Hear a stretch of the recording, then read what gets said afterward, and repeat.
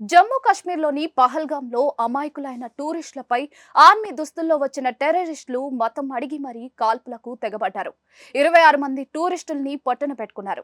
April 22న దేశంలోని టూరిస్టులు తమ కుటుంబాలతో సరదాగా గడిపేందుకు పహల్గాంకు వచ్చారు. ఈ క్రమంలో ఉగ్రవాదుల పక్కా సమాచారం మేరకు టూరిస్టుల్ని పొట్టన పెట్టుకున్నారు.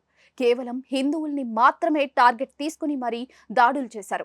ఈ నేపథ్యంలో యావత్ భారతావని దీనిపై మండిపడింది. ప్రధాని మోదీ ఈ ఘటనపై త్రివిధ దళాలకు పూర్తిగా ఫ్రీ హ్యాండ్ ఇచ్చారు.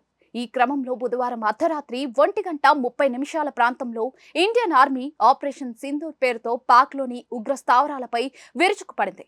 అయితే మొత్తంగా భారత్ జరిపిన దాడుల్లో 100 మంది వరకు టెర్రరిస్టులు చనిపోయినట్లుగా వార్తలు వస్తున్నాయి. అయితే భారత్ దాడులకు తట్టుకోలేక పాక్కు చెందిన ఒక లేడీ యాంకర్ కన్నీళ్లు పెట్టుకుంటున్న ఒక వీడియో నెట్టింట వైరల్ గా మారింది.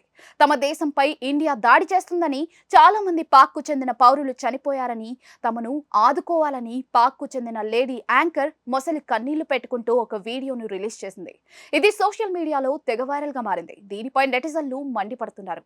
భారతదేశానికి చెందిన టూరిస్టులు హిందువుల్ని టార్గెట్ గా చేసుకుని మరీ దాడులకు దిగినప్పుడు ఈ బాధ మీకు తెలియలేదా అని నెటిజన్లు మండిపడుతున్నారు. కొత్తగా పెళ్లైన వాళ్ళ భర్తల్ని, తమ వాళ్ళ ముందు తమ కుటుంబ సభ్యుల్ని ఉగ్రవాదులు కాల్చి చంపినప్పుడు వారు అనుభవించిన మానసిక వేదన తెలియలేదా అని నెటిజన్లు ఫైర్ అవుతున్నారు.